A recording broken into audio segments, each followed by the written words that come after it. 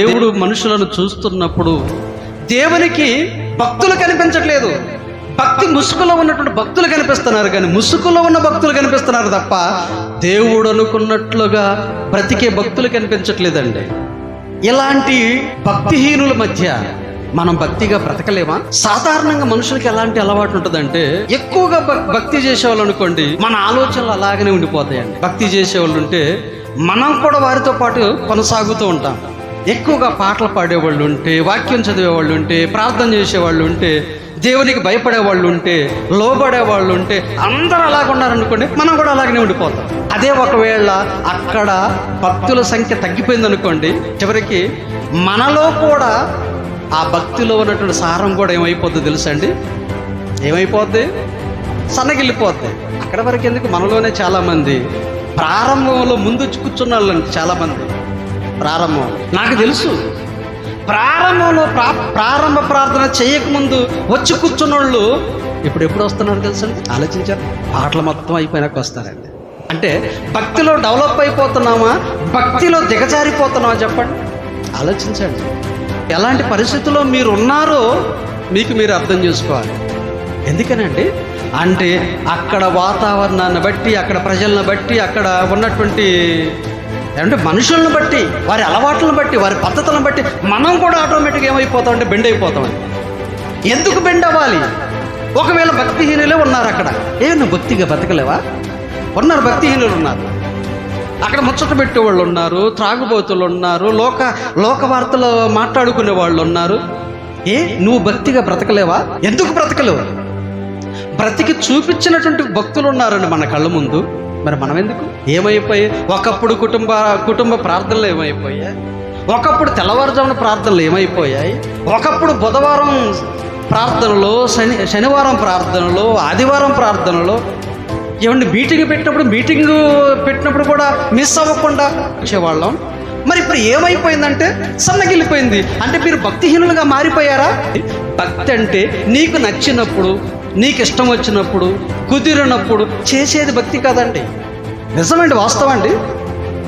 భక్తి అనేది నీకు నచ్చినప్పుడు, నీకు కుదిరినప్పుడు చేసేది భక్తి కానే కాదు. భక్తుడు అంటే భక్తుడిలాగానే ఉండాలి.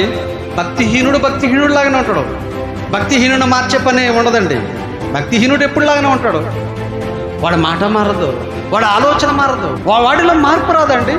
ఇక భక్తుడు అంటావా? భక్తుడి గురించే మనం ఆలోచించాలండి. భక్తిహీనుడి గురించి ఆలోచించాల్సిన అవసరం లేదండి. వాళ్ళు మార్పు ఉండదండి. అందుకే వాడిని భక్తిహీనుడు అంటున్నాం మనం. భక్తిహీనుడికి భక్తుడికి మార్పు ఉండాలా లేదా? తేడా ఉండాలా లేదా? ఉండాలండి. భక్తిహీనుడికి భక్తుడికి తేడా ఉండాలా లేదా? ఉండాలి. తేడా లేనప్పుడు ఇక మనం భక్తి చేయటం కూడా అనవసరమే. ఇప్పుడు భక్తిహీనుడు మాట్లాడే మాటలు ఎలా ఉంటాయంటే ఎప్పటిలాగానే ఉంటాయి. వాడు మాటలు ఎలా ఎప్పటిలాగానే ఉంటాయి. లోకములో ఎలాగున్నాడు అండి, దేవుళ్ళకి వచ్చిన తర్వాత కూడా అలాగనే ఉంటాడు. భక్తిహీనుడైతే, అదే భక్తుడైతే మారిపోద్ది.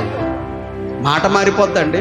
మాట మారాలి, చూపు మారాలి, మన ఆలోచనలు మారాలి. అంటే మారలేదు అని అంటే దాని అర్థం ఏంటంటే ఇంకా నువ్వు భక్తిలో ఉన్న సారాన్ని ఇంకా పుంజుకోలేదు, నువ్వు ఇంకా ఆలోచనలు మారలేదు, ఇంకా ఆ ప్రవర్తన మారలేదు, పద్ధతి మారలేదు, నీ మాట మారలేదంటే అసలు నిన్ను నువ్వు భక్తుడు అనుకోవడం తప్ప నిన్నెవడు భక్తుడు అంటాడు?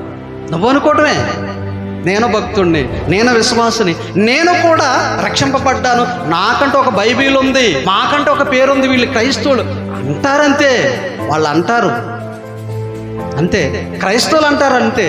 నిన్ను నువ్వు చూసుకొని నువ్వు కూడా పొంగిపోతావు. నేను భక్తుడిని, నేనే విశ్వాసం అనుకుంటావు, కానీ దేవుడు నిన్ను అనుకోవట్లేదు అన్న విషయాన్ని నువ్వు ఆలోచించాలి, నీ క్రియలను బట్టి, నీ పద్ధతులను బట్టి. అందుకే చుట్టూ ఉన్నటువంటి భక్తిహీనులను బట్టి మన భక్తి సారం పోకూడదండి. భక్తిలో ఉన్నటువంటి సారం పోకూడదండి. చుట్టూ ఉన్నటువంటి వారిని బట్టి, నీ చుట్టూ ఉన్నటువంటి వారు ఎలాంటి వారు?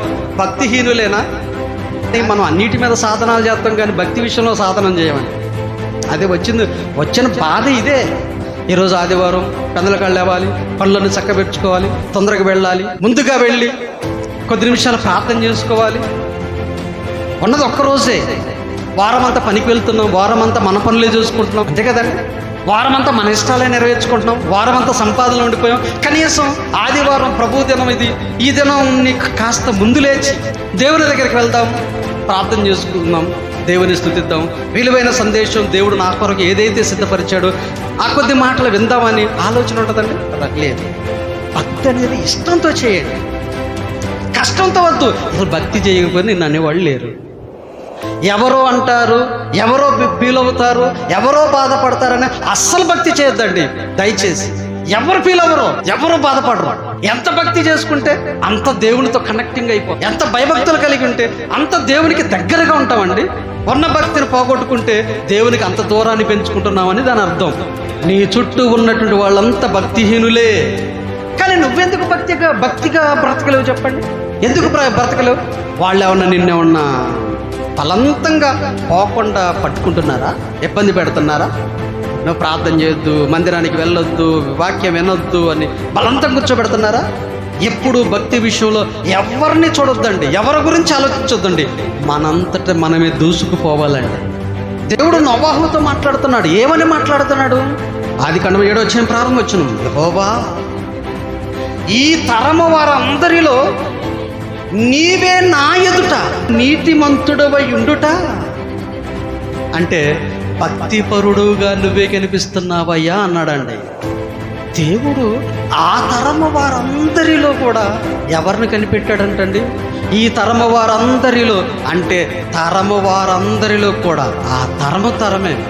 తన తరములో నోవాహు వంటి వాడు దేవునికి కనిపించలేదండి. ఇంత గొప్ప సాక్ష్యం. నీవు నీతిమంతులుగా కనిపించావయ్యా, మిగతా వాళ్ళు ఎవరు కనిపించలేదా? ఎవరు నీతిమంతులుగా నీకు కనిపించలేదంటే ఎవరూ కనిపించలేదు, అందరూ చెడిపోయారు. ఒక్క నోవాహు మాత్రం నీతిమంతుడిగా కనిపించేసరికి దేవుడికి ఎక్కడ లేని ఆనందం వచ్చేసిందండి. నాకు చాలా ఆనందం, చాలా తృప్తిగా ఉంది. నువ్వు నీతిమంతుడిగా కనిపిస్తున్నావు, నువ్వు కాస్త భక్తిపరుల్లాగా కనిపిస్తున్నావు. నోవాహు గురించి ఎంత గొప్ప సాక్ష్యం ఇచ్చాడు. ఒక్క నీతిమంతుడు నోవాహు కనిపించేసరికి నువ్వేనయ్యా నువ్వే. ఈ తరములో ఒక్కడు కూడా నీతిమంతుడిగా కనిపించలేదు, ఒక్కడు కూడా భక్తిపరుడుగా కనిపించలేదు. నువ్వు ఒక్కడవేనయ్యా. నేను ఒక్కను బట్టి నాకు చాలా సంతోషంగా ఉంది. నువ్వు కూడా లేకపోతే నిజంగా నా దుఃఖానికి ఇక ఓదార్పు లేదు. కాబట్టి ఒక నోవాహు వలె, ఒక లోతు వలె, ఒక యోబు వలె, ఒక అబ్రహాం ఇలా చూసుకుంటూ వెళితే మన పితరులందరూ దేవుని కోసం దేవునిలోనే ఆనందాన్ని పొందారు తప్ప లోకములో ఆనందాన్ని వెతకలేదండి. వాళ్ళు చుట్టూ ఉన్నటువంటి వారందరూ ఎంత క్రూరులైనా, ఎంత భయంకరులైనా కానీ వాళ్ళు భక్తిగా బ్రతికారు. కాబట్టి మీరు మీ పిల్లలను, మీ కుటుంబాలంతా భక్తిలో, మీరు ఎలాంటి వారి మధ్య ఉన్నా భక్తిలో పెరగటానికి ఒక సాధన చేసుకొని దేవుని మహిమార్థమే మీ కుటుంబాలని ఉండాలని మనస్ఫూర్తిగా కోరుకుంటూ సెలవు తీసుకుందాం.